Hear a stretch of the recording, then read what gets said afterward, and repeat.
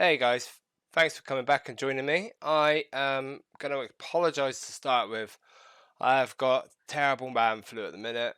I'm all flued up, feeling crappy, but I need to get back onto this. Now, I have just recently changed PCs. I'm going to reinstall my system here. Now, I'm going to show you from scratch how to install this software.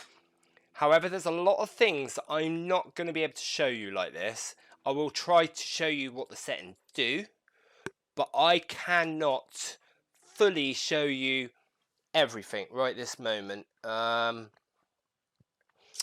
Kane is the best one to go to.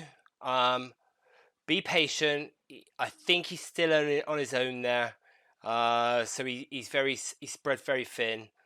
I have spoken to him and said, he is only human.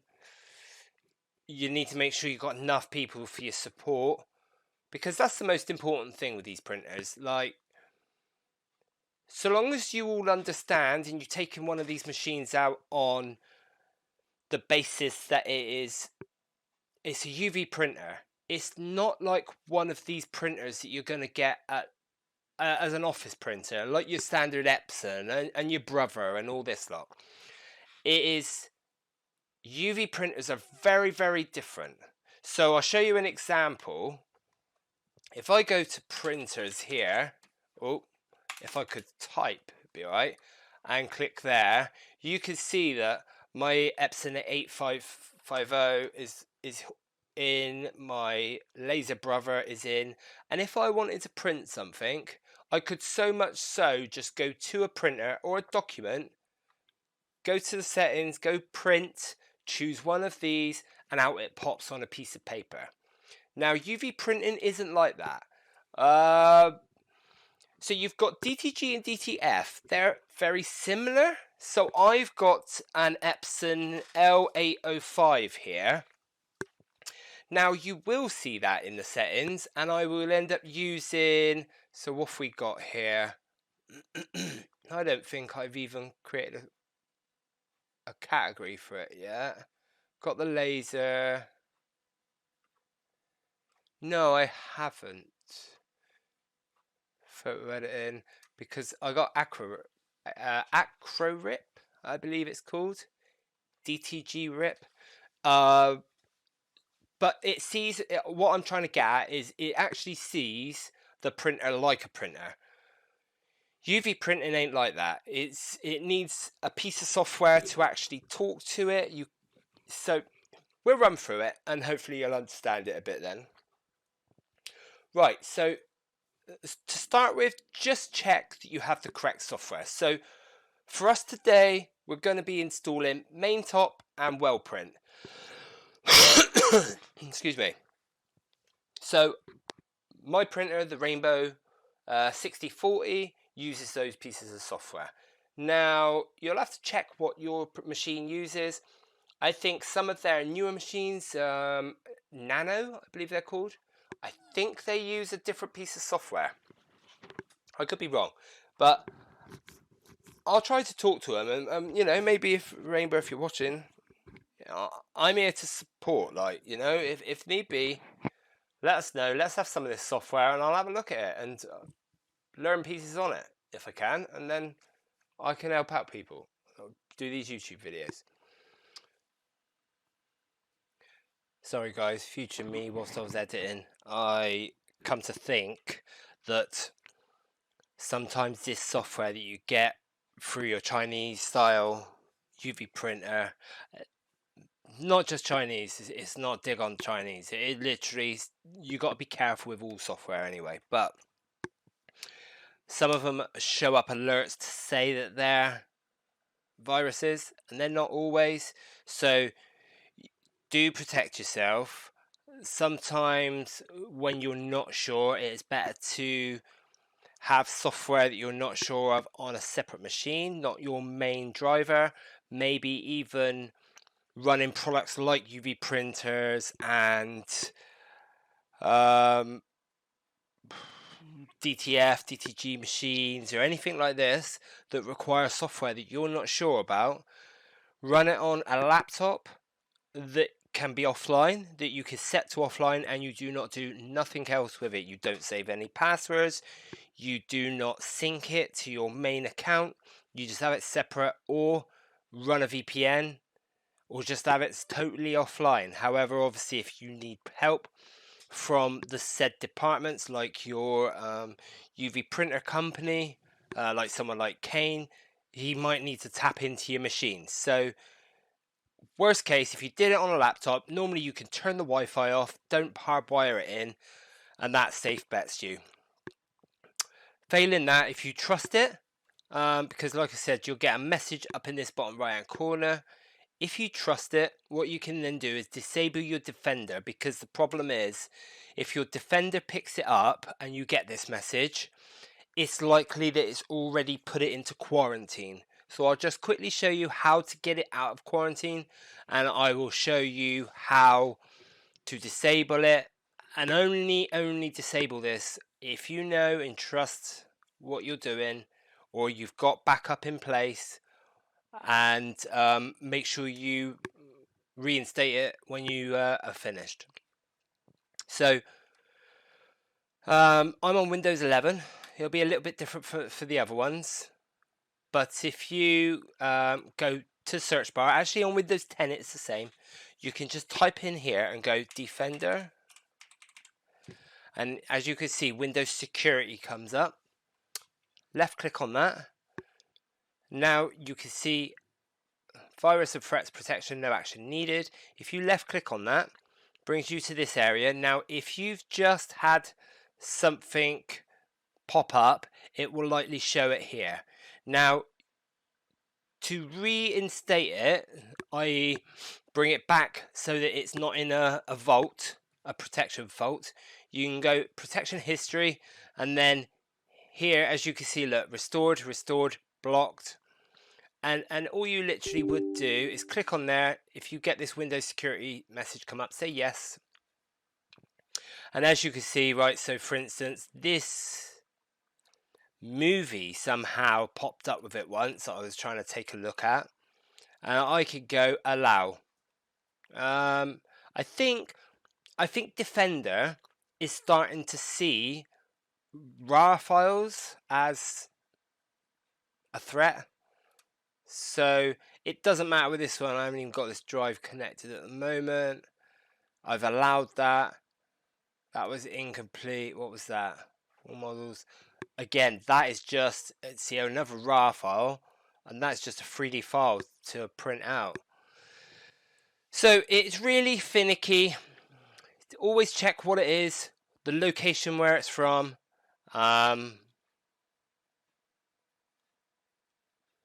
What you could do is, like I said, you could hit the allow button there, and then I believe you could do stuff up here, allowed items, and all this. So just follow the instructions, hit allow, and you either just allow it here, or I think maybe something pops up here to say confirm it. That will bring your file back. What that does as well is usually sets up a small part in the Windows operating system to say ignore this next time. So just be aware, if you're going to accept it and it is actually a virus, you've accepted it and you've told your system to ignore it in future. So it's always going to sit on your system. It's not like in a week's time it's going to go, oh, that virus is still there, we better tell them. It never will tell you again. So be careful and protect yourself. Now, if we've gotten rid of that, what we could do to stop things from happening temporarily, if you know it's going to flag up like that and you trust the file, you could pop into manage settings, and this real-time protection, just click it off and then press yes on that, and it will turn it off, and it shows you that message down there that you've turned it off. Now give it some time. I'm not sure how long it is on Windows 11. I believe if you restart the PC and reboot it back up, it will likely turn itself back on. But if ever you're not sure, just pop back into this window and turn it back on once you finish what you're doing.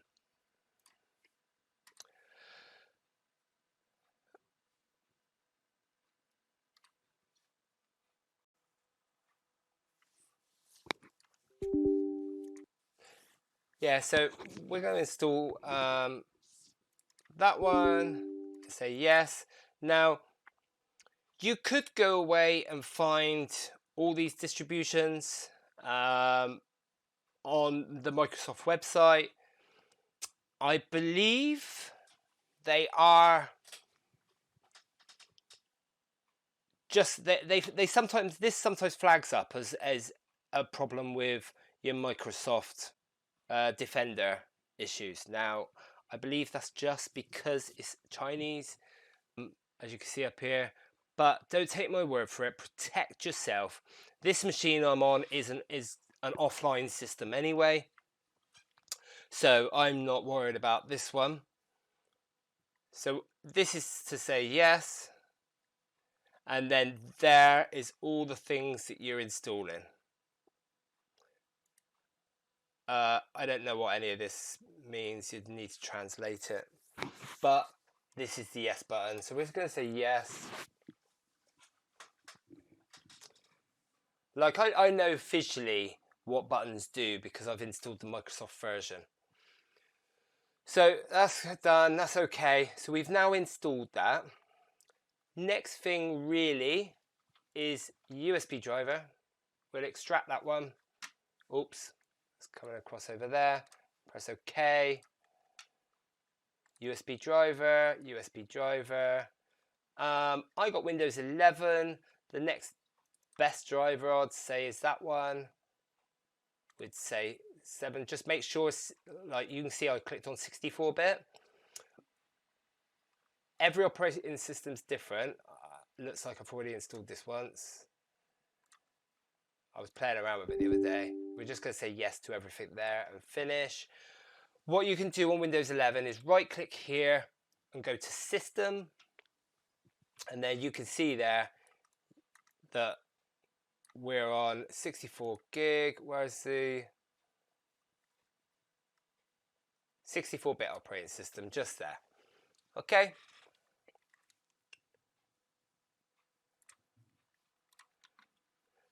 That is that. Now, maintop. What we're going to do here is, I believe, because I got this sent, so I'm probably going to confuse you all there. These are folders. These are packed up at the moment. So you can see that that is the same as that one. That is the same as that one. And I don't have another one for there. I'll just do it now. I double click there, extract. Again, that's over there. Press OK. Close that down. And as you can see now, there's another one. So what I'll do just for the moment is I will create a new folder and I will get rid of all of this and hide it so it don't confuse you. That's done with now, so we'll chuck that in there. This is what you need to be looking for. We're going to touch on that in a bit, so we can get rid of that one as well. Next thing is, well, the two softwares. So we've got on here. Yeah, wellprint's on here, and maintop.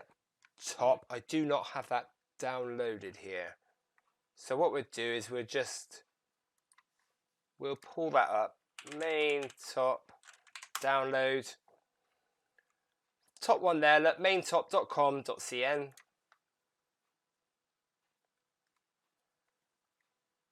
Software download, and here it is here. I don't know what this version is, but I believe this is the one you'll need. So just click on it. Mine's probably downloaded a second time because I did just do it. Yeah, it is. That's why there's a little 1 next to it. So I can minimize that now. And if I just very quickly go to my downloads, and oh, it didn't complete. Did it not complete?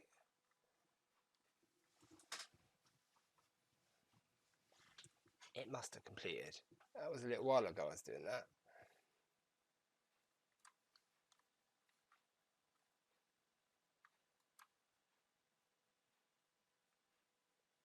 Opening in 3 days.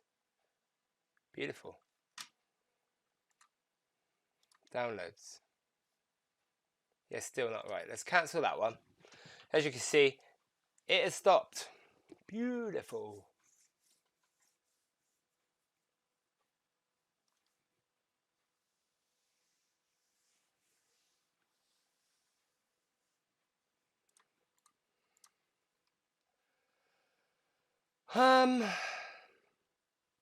Okay. Right, well, I'll leave that then. Let's now look to see if I've got maintop somewhere here. Maintop 6.1. Already had it. We're going to extract it here. So like generally when you've got your software, you should already have this. Now, when I last needed it, because I had the wrong software, Kane didn't send it back across to me. He said, oh, you can fetch it off the maintop site. So you'll have to be aware of that. Now, obviously, I set that off a little while ago now, and it's still not downloaded. So I'll try and make that aware to them that unless... No, I've still got connections, so we'll go with this one. If you guys got any problems, let me know. I've got it here. I've got it on my Google Drive somewhere as well. So anyway, let's get rid of this and come back over to here. I'm just going to drag that across. We can get rid of that window then. So if I show you two different programs, so you've got maintop that has a setup, like the install of it. If I double click that, it says say yes. And now, where do you want it? So yes, we do want to go to the C directory, and that installs. However, it don't install properly. So I'll come to that. Monitor has been installed successfully. I'll restart in a moment.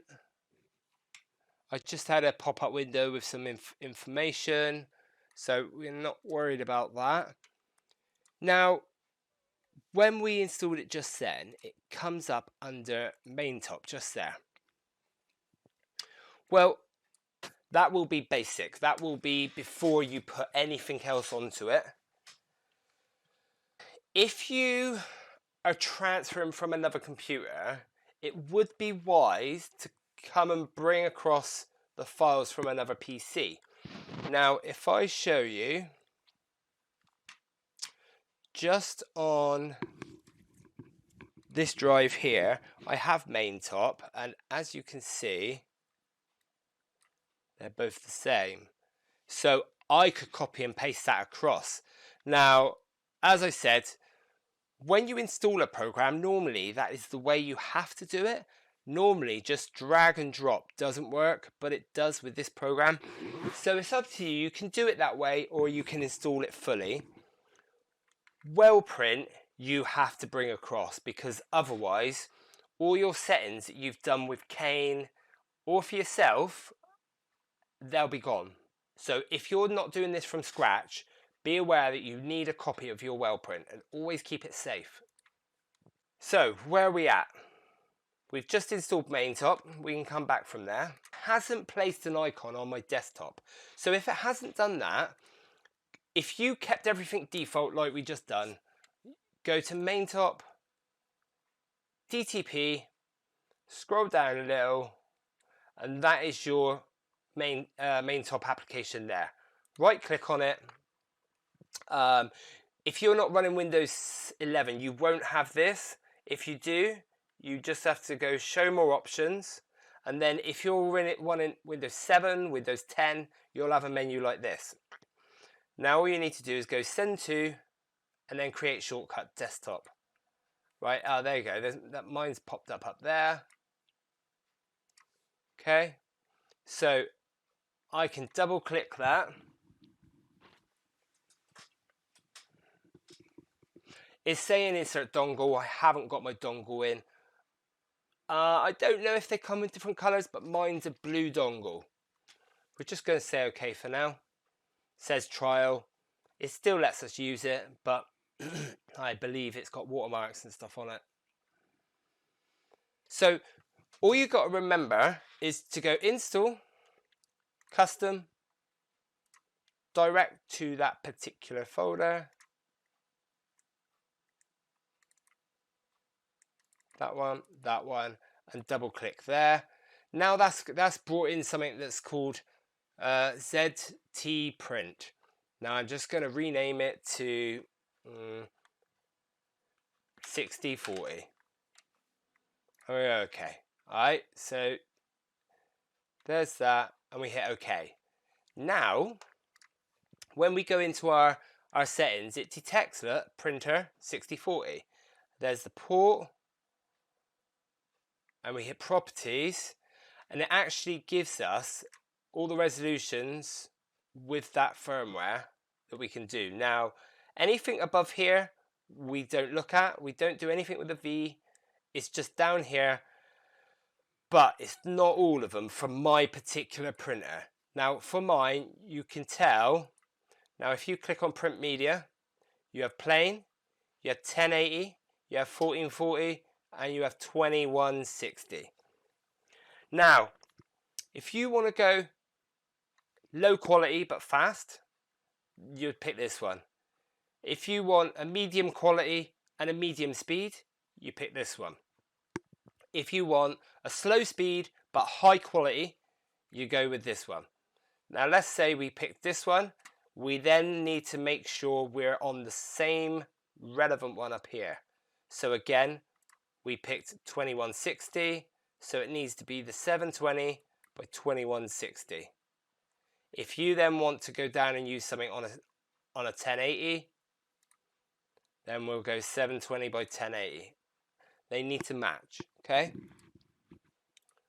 I'm going to set mine high because I generally print high quality. You can leave everything else as default. Let's go into the adjust. That's all that's ticked, and everything's set to 100. That's all default, not changed any of that.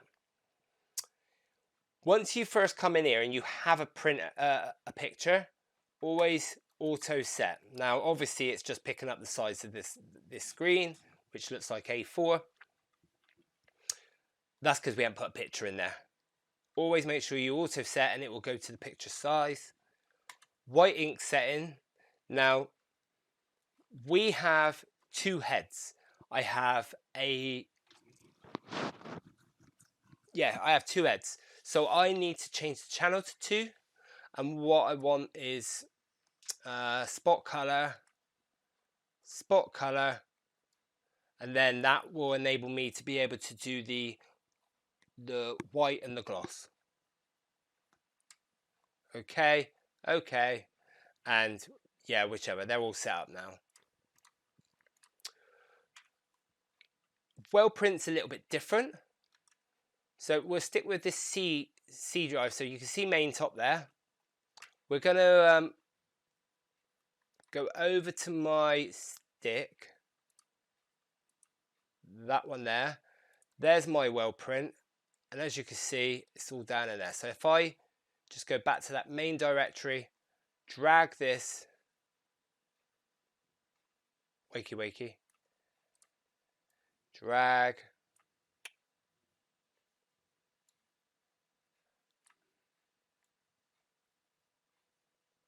he don't like that, does he? Good old Windows 11. Right. There. I'm still adjusting. I've been using it for 6 months, but things always surprise me.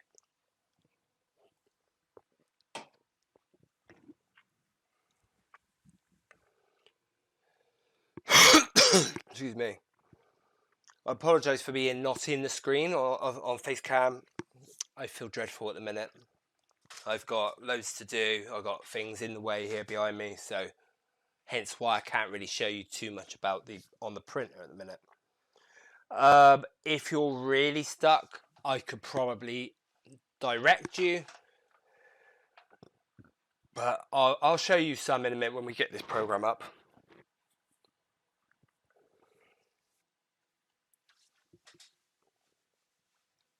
Right, again, now on our C directory, see, we didn't need to hit the setup button this time. We just drag it across. So we'll go into wellprint and we scroll down, and there's our program there, the wellprint EXP. Now again, we're not going to have an icon on the desktop, so we want to right click. I'll go show more, and then we go send to desktop, and it creates a shortcut. Mine's gone up there. What I like to do, I can minimize that down now. We'll minimize that. I just like to tidy these titles up. Wellprint, and we'll just change that totally to maintop. Okay. I haven't got a category up here for UV printing at the minute, so I'll do that in a second. No, I haven't. So there's our wellprint. Now we can double click that. Again, I haven't got the stick in. We say yes to that box. I haven't got the stick in, so it's going to detect it as a demo, a trial. When this box comes up, obviously I have the rotary. Now, the best way to explain it is that, as you can see, that says flat and that says rotary. You're almost loading up two separate programs. So to explain it in easy terms, if I click on flat, I will have all my settings for my flat to print anything that's flat underneath the bed. If I want to print on rotary, it won't print on rotary unless I go over to the rotary. But then rotary will need to be set up separately. You know, it doesn't take the same settings as your flat, because obviously with the rotary you need a different y-axis. Yeah, I believe it's the Y coming forward and backwards. Needs to be different so that it can account for the small spinning of the rotary. We're going to go flat and we're going to go OK. We're going to allow that. So click there, allow. As you can see, it says dongle not detected. I do have one, but I've got my computer pulled out at the moment. So if you didn't drag that across, let me go to that folder where all that UV software was.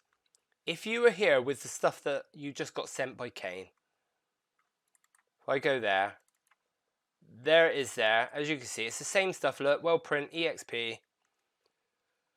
If you drag that across, your settings will be set to basic. If you look at mine, you can see just by going to the BIOS calibration in maintenance, I've got settings changed here. These will match my machine. Just here, if I was to go to motion, look, all this has been set for me, so I don't need to change that again.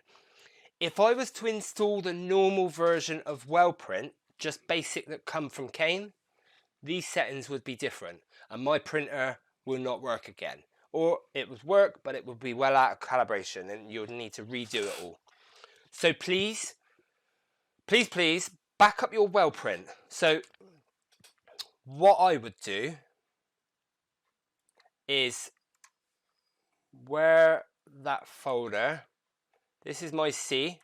When you've got it installed, right click, and I've got WinRAR. A lot of Windows will come with a program called WinZip. So just what you're trying to do is zip it up into a folder. So I'm going to go add to wellprint. Now, like I said, I haven't got WinZip here that I use. So please just go on YouTube and have a little look. What you want to do is you want to take a copy of this. Now, the best way is to pack it up so that you don't lose any folders or any of the files inside. Now, if I scroll down, as you can see, there's another wellprint there now. What we can do with this is we can take that and we can go and Say continue, yes, that's fine. I've now dragged that to my desktop. It's gone up there, as you can see. That's my backup now. Now, what I advise is put that on a USB stick, put it safe, and back it up onto maybe a Google Drive. You can go along and pick out like 2 gigs, 10 gigs free on a lot of Google Drive, Dropbox, what are the other? There's lots out there. Free cloud storage. Just look up free cloud storage. Obviously, if you don't use it now, then just make sure you get into the habit of using it at least once a year or something. Because if you just leave it sat there dormant, I don't know if at some point they'll say, oh, we notice you're not using it, we're going to delete you off.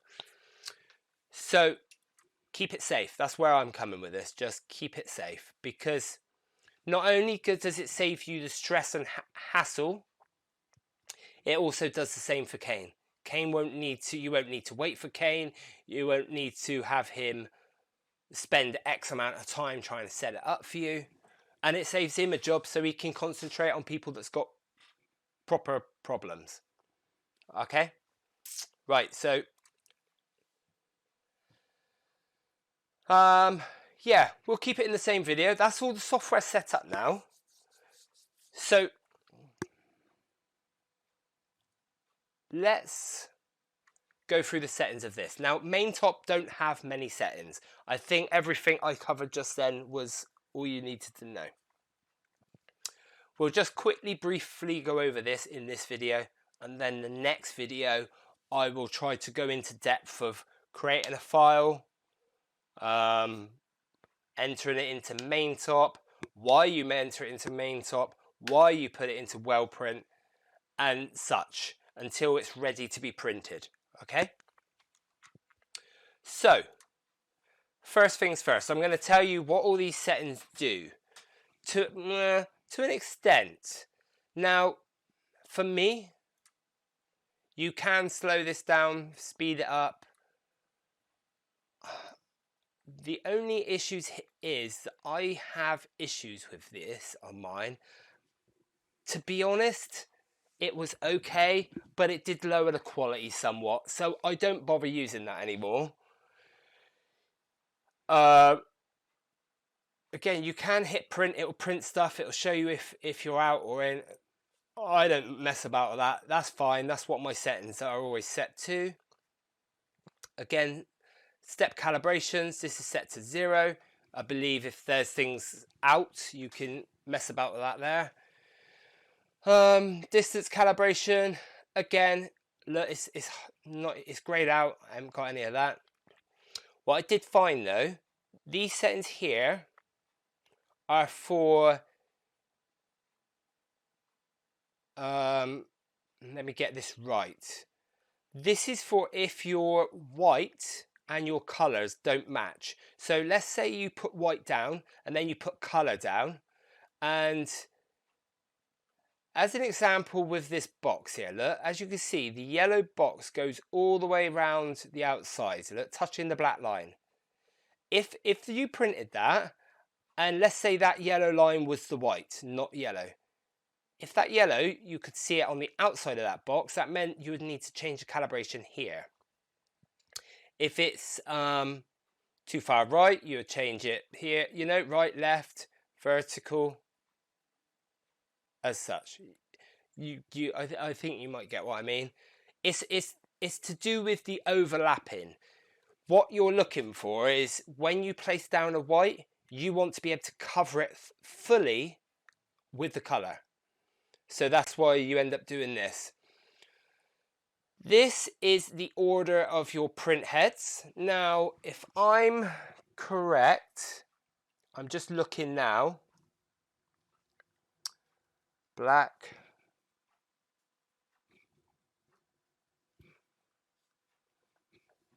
Right, so how mine is set up is, this is on the color side, which is the right hand head of my machine. Don't forget, if you've got a triple head, it's going to be a little bit different. On the Rainbow 6040, Excuse me. The black is the far back left. The cyan is the one next to it. The magenta is the one in front of the black, the front left. The yellow is next to the blue. The cyan is the front right, and the magenta is the back right. Okay, I'll try if I remember to put a photo in to show that. Actually, I might be able to do it here. Let's go to that one.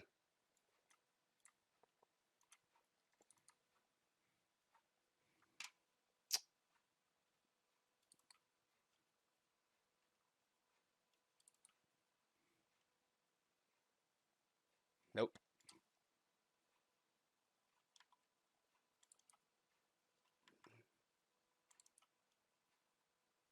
I thought there was a picture.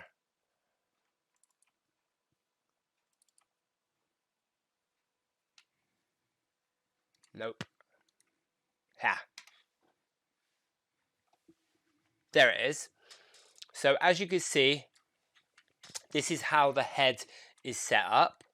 So my left head, you've got white, white, white, white, and then V for varnish, gloss, varnish, and again V for varnish, gloss. Now those heads sit this to be in the front where the cables come out. Okay? Then the white rail that goes in behind goes behind here. On the next one, let me pull up the wellprint and this one in front. As you can see, black at the back, the cyan next to it, the yellow next to that, the normal magenta at the front, sideways there, look. The light magenta at the back, and the light cyan, light cyan, they've written light magenta, the light cyan at the front. Okay. This is to do with the position of your UV lamp. Now, just be careful here. I changed these settings once because I get a small strip, or I was getting a small strip on the left-hand side of all my prints where it was a dull finish, and then the right hand was fine. I changed it and I thought, oh, that's much better. I'm getting full coverage now. But what I was finding is that when my head was going back over and going over the top of the cleaning station, the UV lamp was still on over here and it was curing the ink in the UV station. So do be careful of that, because once you cure the ink in the UV station, it's not going to work because it's not going to be able to draw ink through cured ink. Okay, so just be careful. I think this is basic settings, so yours should be very similar if you've got the same size machine as mine. Okay, motion settings. Now, the X, left to right. Now, what you'll want to do is move that and say to 300, okay, and then hit the move button. What that'll then do is that'll move your head 300 to the left, okay? Hit the reposition button, because the likelihood is, especially if you're from new and you haven't done this before, your machine setting won't be set up right, so it would have moved more or less than 300. When you hit reposition, it then works it out, goes back to home, and then puts the correct figure in it.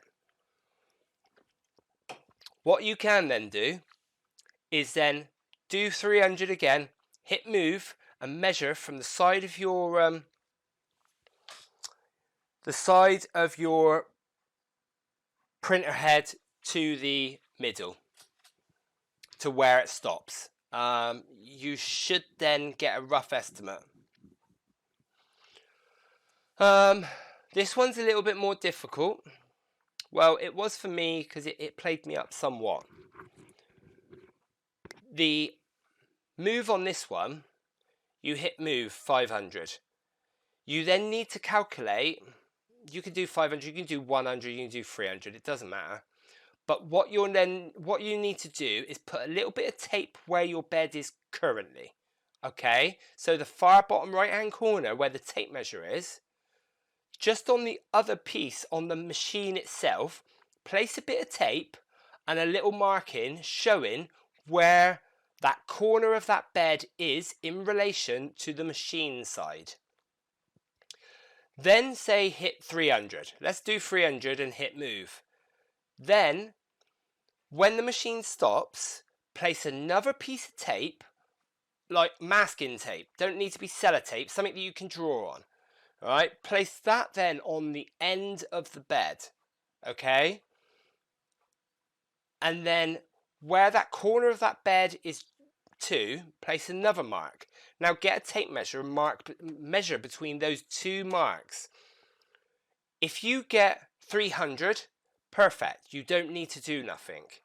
If you get 180, type in there 180 and hit calculate.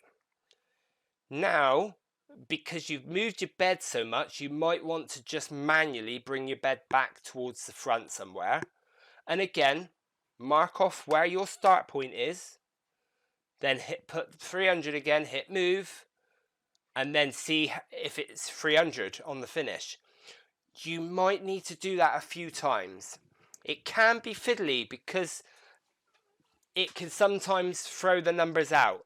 And if you go over too much, it can mess you up. So just be careful with that.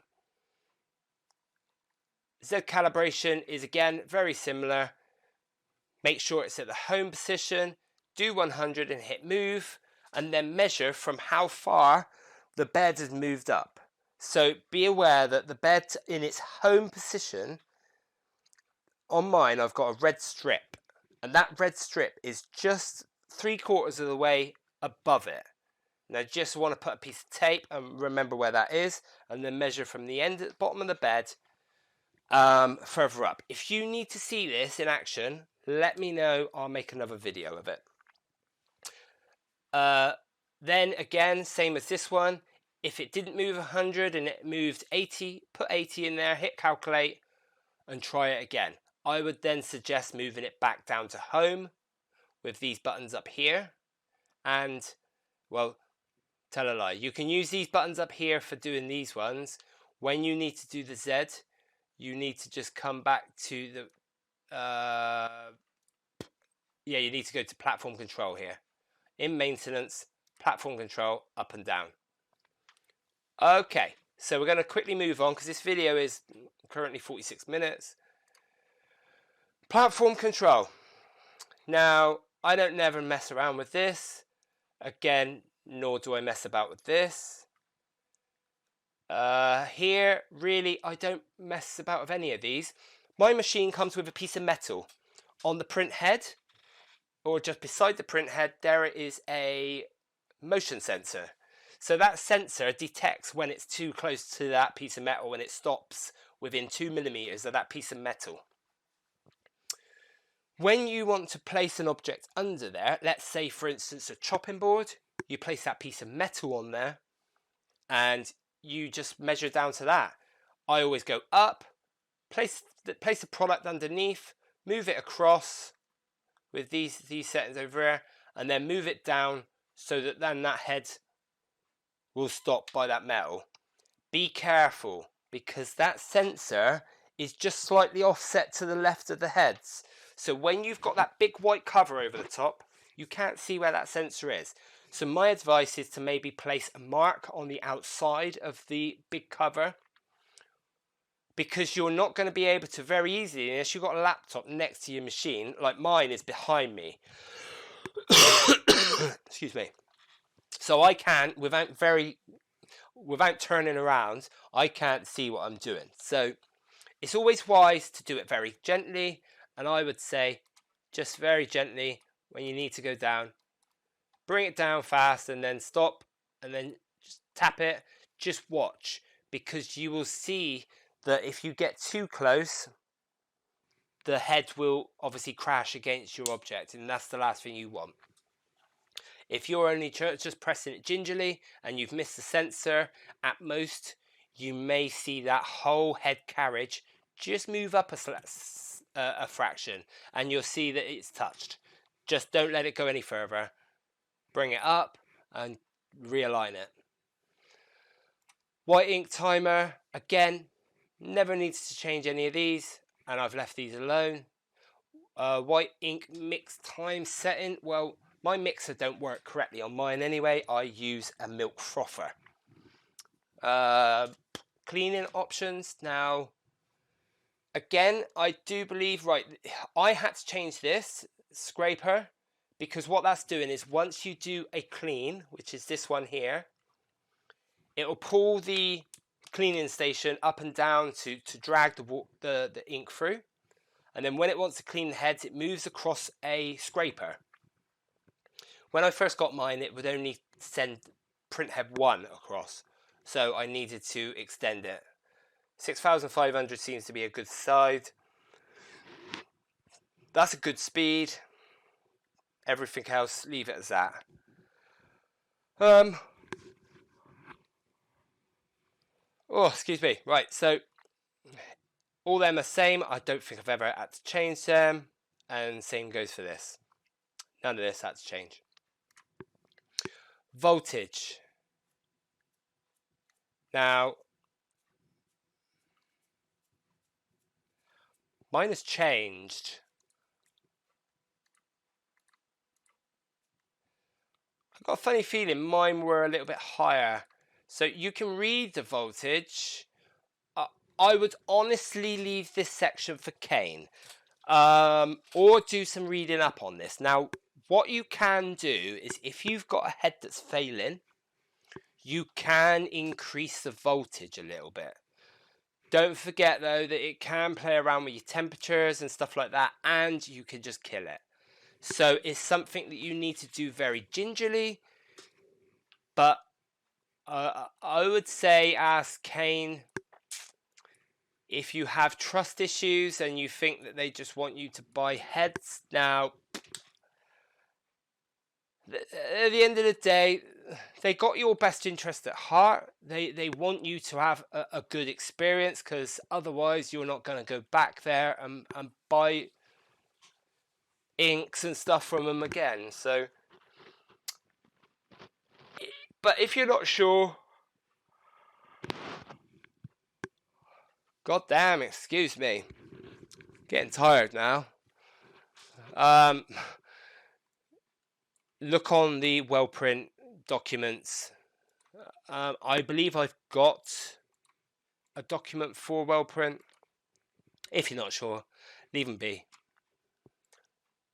Basic. So I think, if I remember rightly, these needed to be changed. There are my settings anyway. I can't 100% recall what they're for. But that's all my settings there. That was under maintenance. And there's my parameter ones. Now, I don't change any of this. I do everything manually. This is fog. Now, this is to do with as your head gets older, it gets less different sprays on it. As you can see, mine's at 70. I've been very, very lucky. I don't use mine as a commercial basis. I have pretty much I probably used mine. If you was to say I used it as a business, I might have used it for maybe a month. If we're talking, because I've been using it in a hobby situation, I have used it over a year now. That head has been good to me. It's the original one that came with the machine. I did have one blockage, quite a big blockage.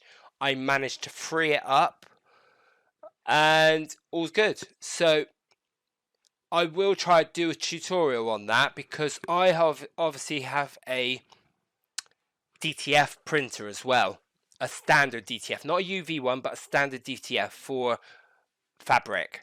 So I got a different way of cleaning those heads as well, and I brought it across to this one, and it does seem to work. Well, it worked on the time I needed to. I might have been lucky, but I'll share that with you. This is to do with auto cleaning. I've never used it. Obviously, it is what it is. Cleaned once every X amount of prints. So presumably, once you get to 49 and hit 50, it will clean first. I feel like that's a lazy way of doing it, because then if you're not doing lots of prints, then it's good, I think, if you do lots of prints, because then it will put you into the rhythm of, oh, now I've got to do an auto clean. But if you don't have your printer on all day doing X amount of prints, then it's probably pointless, because you might just forget. It's always wise to keep your printer clean. Really, you should be doing it before and after finishing. Obviously, if you're doing 50 prints plus a day, then do it in between as well. Excuse me. Color bar, I've never touched any of that. This one here is important. Now, you can choose what you want to print. Now, I generally don't change the spot. I leave it on spot.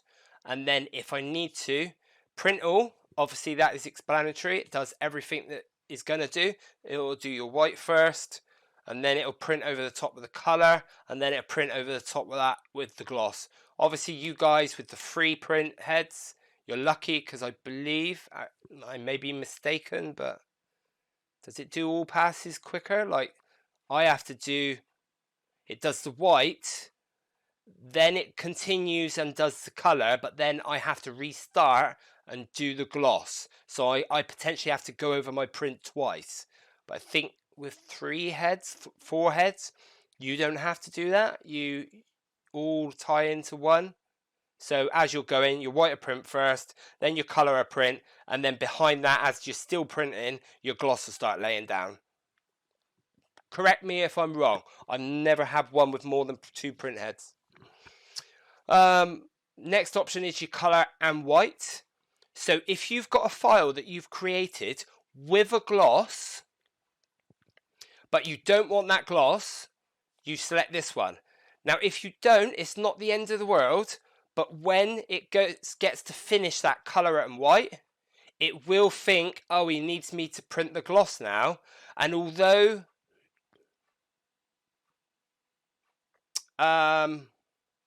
you don't want it, it will still print it. So, because you've set print all. Color and light has color. It's hard to see all this, isn't it? Has light. Color and light has light. So that's telling you that it's only going to print the color and the light. It's not going to print the white underneath. Only white, but has light. So if you've got a file that you've told it that you've got your white, then your color, then your gloss, but you only want to lay down a white. So sometimes if you want to emboss things, you might lay down a couple of layers of white first.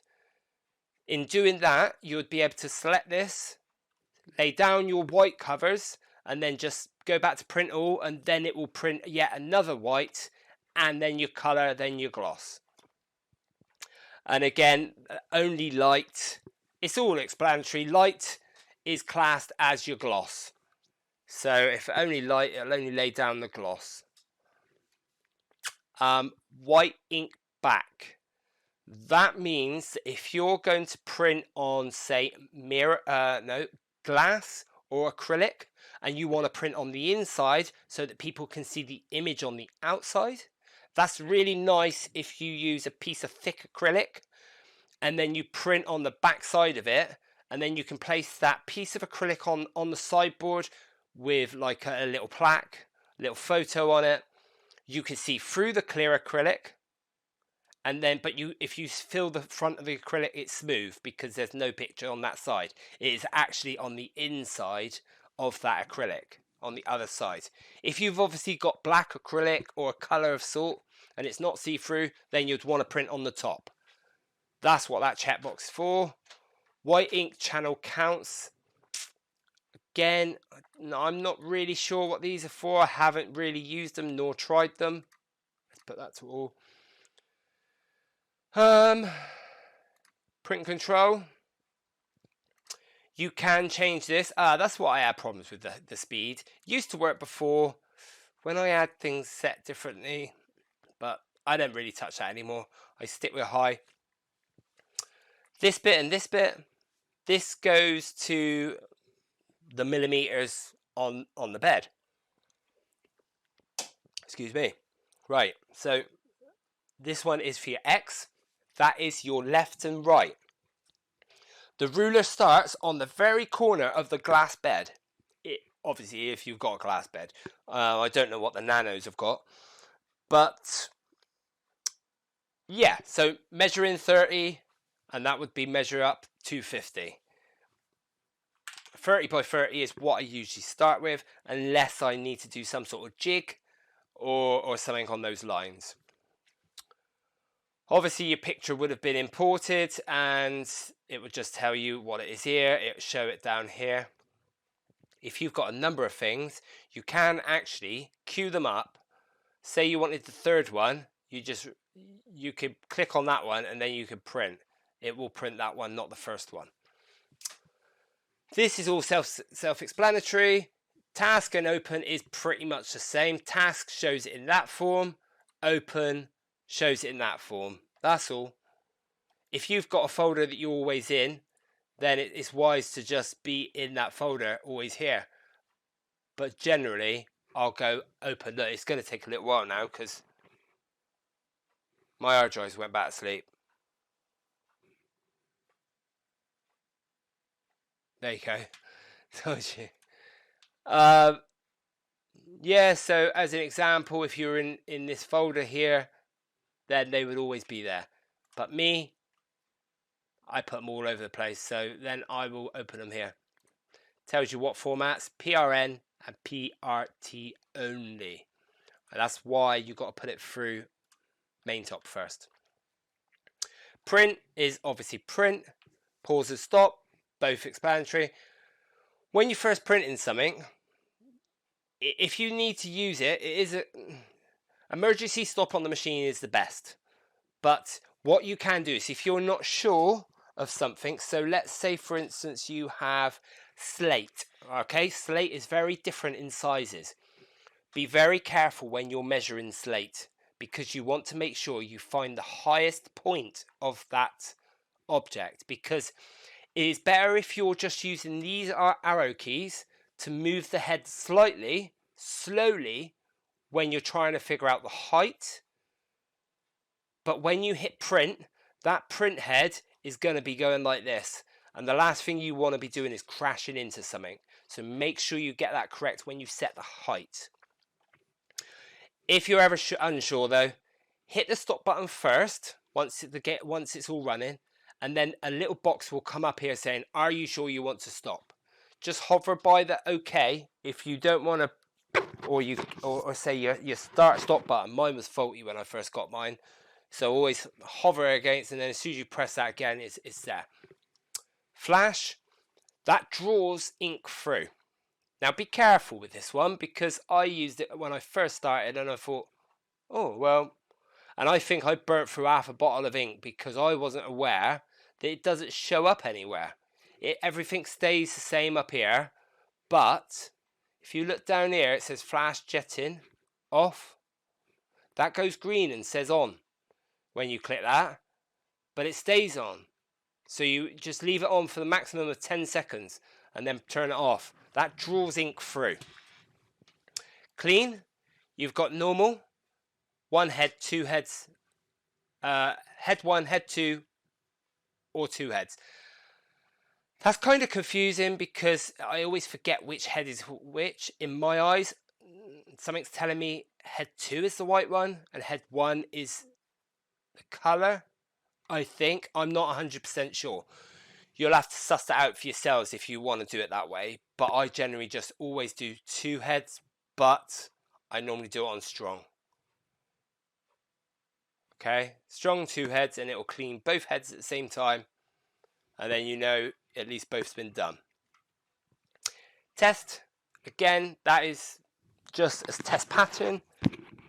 My advice is when you come to use it, make sure your stirrer is working in your white. Shake up the other inks with the lids on. Make sure the lids are on, God. And just give them a quick shake, shake, shake, shake, shake, shake. I just do that with all of them. On the white, there is a paddle. Now, just make sure yours is in there. But what I ended up doing is purchasing a cheap £4, £5 milk frother, and I put that in there. Now, like I said, if your paddle's still in there, be careful because the paddle will be knocking into that. If you don't have the paddle, I can now push my foam thing because I've just got a little rod that spins around in there. And it doesn't really stir nothing. So I use my my frother, and that does the trick really good. So I do that first, and then I come over here and I go clean, clean, strong, 2 heads. Sometimes, depending on how long the printer's been off, because I'm naughty, I can leave it for days, weeks without touching it. You shouldn't really. So I will do 1 or 2 of those and then do a test pattern just to check. Home is self-explanatory. Sends you to the home. Left and right, feed and back. Feed is bringing the bed towards you, and that sends it to the back, away from you. That is pretty much it, really.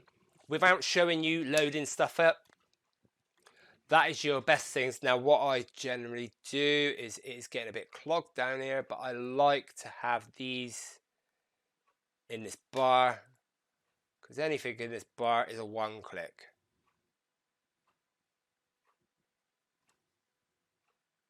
That didn't take.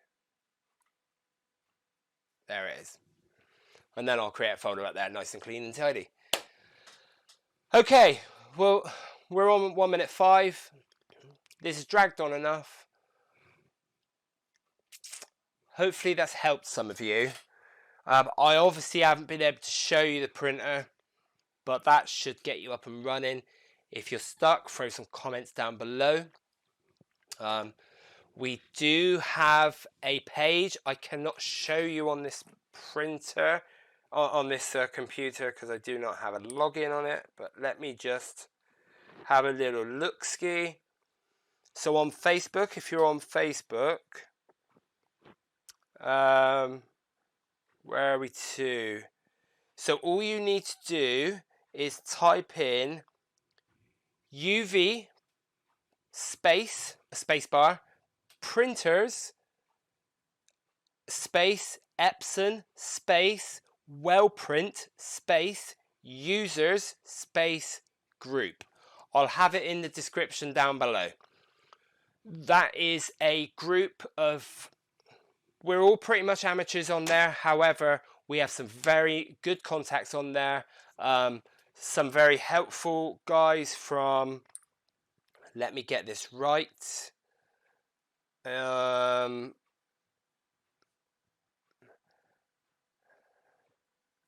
Zhang from JU Color. That's Zhang Allen. I apologize if I am crucifying your name. JU Color. They are in there. The techs are in there. They're really active. They talk. Who else do we have? I believe some of the guys from, I don't want to say it unless I make sure it's right. I've just come out of the damn page.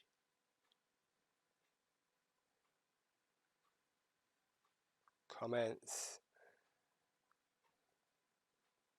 Alex, he is also from JU Color. So yeah, some of the ones from JU Color are in there.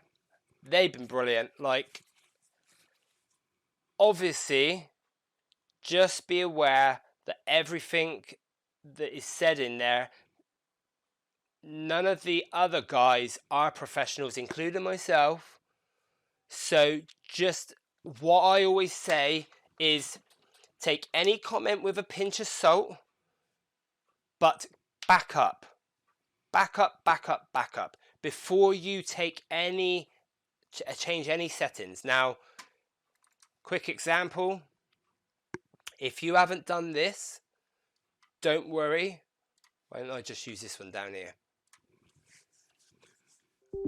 Go in here. Now, if you're not sure, and you aren't sure if you made a backup and you say your colors are all off, but they're only a little bit off, get your mobile phone out and take a photo or create a screenshot on your computer of this and then change it. And then the best case scenario is if you mess it up anymore, you could just come along and enter these columns back in. Oh, actually, I didn't say that. If you need to change any of these, you can click, double click. Sorry, don't know if, right, you can double click there.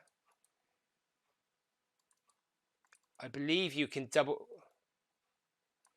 I'm sure you can change per column.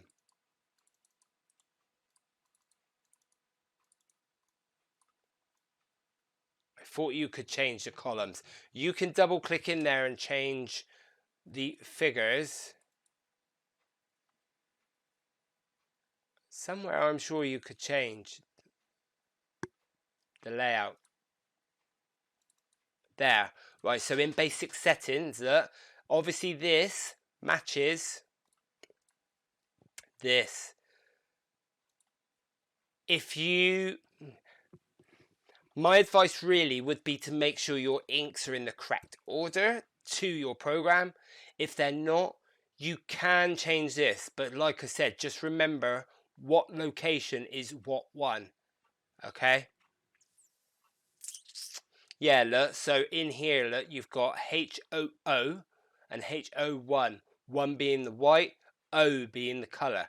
That's why I thought earlier on that they're sort of backwards, if you know what I mean, when I was in one of them settings. But yes, I'm losing my voice now, so I'm going to have to go. Hopefully that's helped you. It's dragged on so much. But definitely come across to the YouTube, the Facebook. There's guys on there that will gladly help you out. If you've got a Rainbow machine, Rainbow has their own Facebook page. I am part of it. I'll try to help on there, but I'm not as active on Facebook as I was before. A little while ago I got hacked, and yeah, I'm not really relying on Facebook. I didn't like how they deal with things, let's say. How there's no contact. You can't contact anyone. Fortunately, I didn't have anything that I really worried about losing on there. So it was no big loss. It's just a bit of peace and quiet. Not seeing the crazy stuff now and again. Anyway, that's it from me. Thank you very much for staying with me if you're here to the end. Please comment below. Let me know what you think. Let me know if there's anything else you want me to cover. Let me know if there's any other videos you want me to make. I am, the next video along, likely going to have my GoPro at the top filming some stuff. I want to get back on the old TikTok and get that going and get these YouTube videos going. So I want to help you guys. So if you can, help me back, throw me a subscribe, share me with your friends, and throw me a like. If I can get these views and likes up well over the next couple of months, that will do me a beautiful. Like I said, I do not ask for any payment for any help. I'm happy to help. But remember, I'm in the UK, so time frames may differ, because I know a lot of people, like on that Facebook page, there's guys from Australia, from Russia, from America, China, so lots of different areas. So come along over there. I think you've got a few questions to answer, because I was admin before I got hacked, but They're brilliant. I don't know who admin is now. Like, obviously, there's 117 members. It's not a massive group, but the guys on there is fantastic. Oh, there we go. So Daryl, he's brilliant. He's the one that set the group up with me. And Jacinda Patterson is second admin or moderator. So there's a lot of them on there, and they're not just rainbow machines. Some of them's got JU Color, and I think someone else had a FL Sun or something. Various different ones with different softwares. So come over and join, and yeah, and ask away. Everyone's willing to help there. You're not going to be in some of these bigger groups where even the most basic things are frowned upon. I know those type of groups. They're very frustrating. I do 3D printing, and unless you are at professional stage, they think you're a total novice if you ask a question. So we're not like that. We're here to help you. But as I said, throw me a like, throw me a subscribe, and please like the video, and that'll let YouTube know that you like this video, and we can go on and create some more and help you guys out and help each other, because everyone comes into these problems. You might have a problem that I don't know, and then suddenly if you find that answer out, post it back on there, and then everyone knows it, and then eventually someone will go, oh yeah, we had this problem, we know how to solve this, or we may know how to solve this, and we help each other. Thanks for putting up with me, listening to me groggy voice and me coughs and sniffles. Hopefully the next few you won't have to, and I will see you again soon. Thank you.